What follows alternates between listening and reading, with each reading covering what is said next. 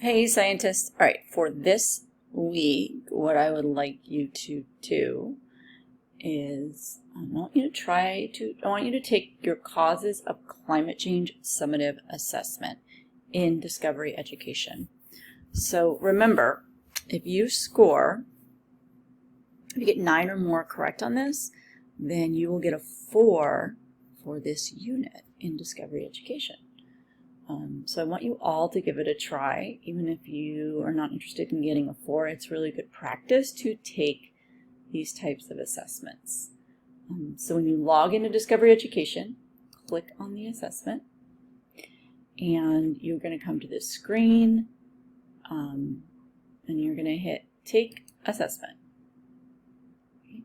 And you're going to go through each question. I would highly recommend reading through all of the answers before you select a correct one, and try and figure out if you think an answer is wrong, figure out why it's wrong.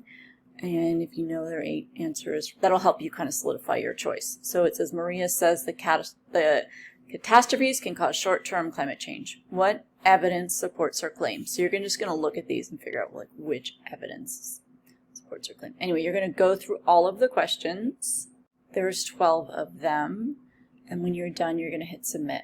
Now, this isn't like an open book assessment, so feel free to take pause if you need to, review the materials in the chapter in Discovery Education in the unit, if you want to see if you can help figure out the correct answer. So it is an open resource assessment. All right, and I can't wait to see how you do on this. Let me know if you have questions.